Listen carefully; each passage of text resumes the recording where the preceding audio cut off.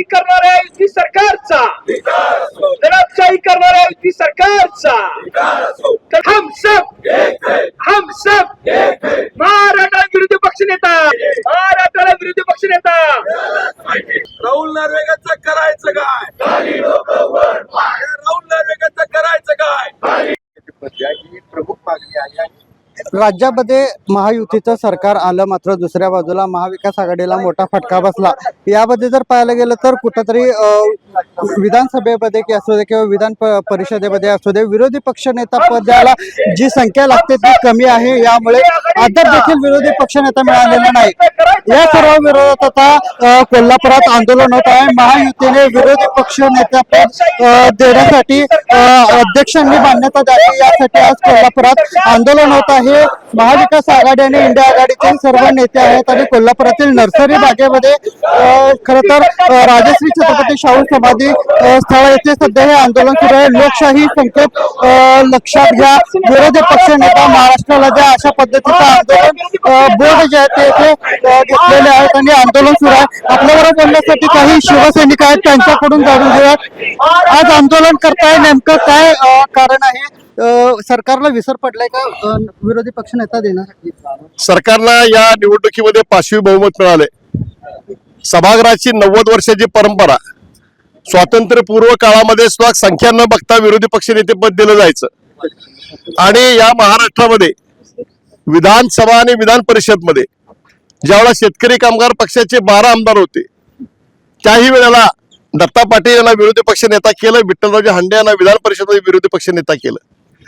यशवंतराव चव्हाणांनी महाराष्ट्रामध्ये ज्या वेळेपासून सरकार चालू झालं त्यावेळेपासून विरोधी पक्षाला एक सन्मानाची वागणूक द्यायची हा परंपरा या महाराष्ट्राच्या विधानसभेची आहे। सरकारला मागच्या वेळेला शिवसेना उद्धव बाळासाहेब ठाकरेंनी पत्र दिलं होतं की त्या पत्राच्या आधारे आपण विरोधी पक्ष नेता नेमा म्हणून, आणि आताही आम्हाला असं समजतंय की आजही आमचा संपर्क झाला की शिवसेना पक्षप्रमुख उद्धव बाळासाहेब ठाकरे हे विधानसभेमध्ये राहुल नार्वेकर यांना महाविकास आघाडीच्या घटक पक्षांना घेऊन एक स्मरणपत्र देतात। म्हणजे सरकारला स्मरण करावं लागतं, यासारखी दुर्दैवी कुठली गोष्ट नाही आहे आणि विरोधी पक्षाचा आवाज दडपण्याचं हे काम सुरू आहे। महाराष्ट्रामध्ये हा विरोधी पक्ष नेता नेमावा यासाठी आमची ही रस्त्यावरची लढाई सुरू आहे। अगदी सरकार जर चांगलं चालायचं असेल तर एक सक्षम विरोधी पक्ष नेता हवा असतो, तो कुठंतरी आता न देता हुकुमशाही करण्याचा प्रयत्न सुरू आहे।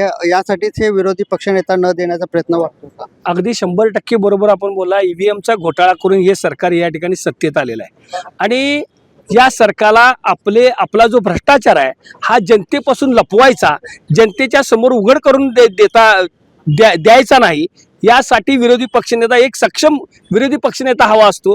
या कुठल्याही सभागृहाला, त्या सभागृहामध्ये संख्याबळ असो नसो, पण त्या विरोधी पक्षनेता कशासाठी पाहिजे तर सरकारला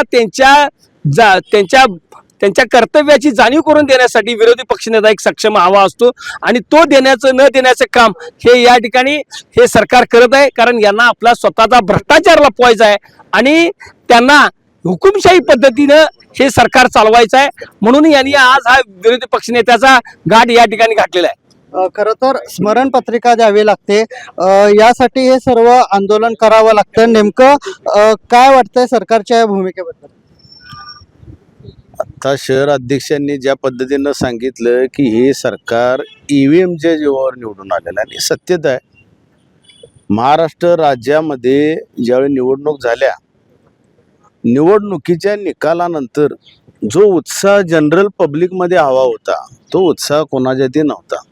फक्त ज्या त्या पक्षाचे जे ते कार्यकर्ते आपले धुमधडाक्यात चालू होते। हे सांगण्याचा मागचा हेतू काय की एकंदरीत महाराष्ट्र राज्यापासून ते भारत देशाच्या कानाकोपऱ्यातल्या कोणत्याही निवडणुका ह्या यांच्या स्वतःच्या ताब्यात आल्या पाहिजे। जर विरोधी पक्षनेता यदाकदाचित त्यांनी निवडला तर विरोधी पक्षनेते तारांकित प्रश्न असो किंवा अन्य कोणतेही महाराष्ट्र राज्यातील प्रश्न असो हे व्यवस्थित मांडू शकतील, मीडियाच्या माध्यमातून ते प्रश्न जनतेपर्यंत पोहोचतील, ही सावध भूमिका हे राज्य शासन घेत आहे।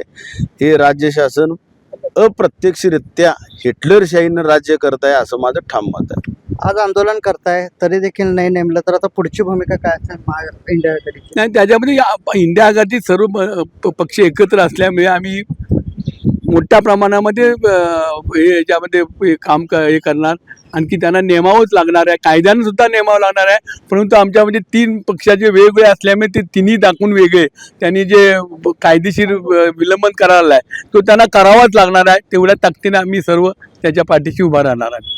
अगदी जर पाहायला गेलं तर अशा पद्धतीने या आंदोलकांची भूमिका आहे.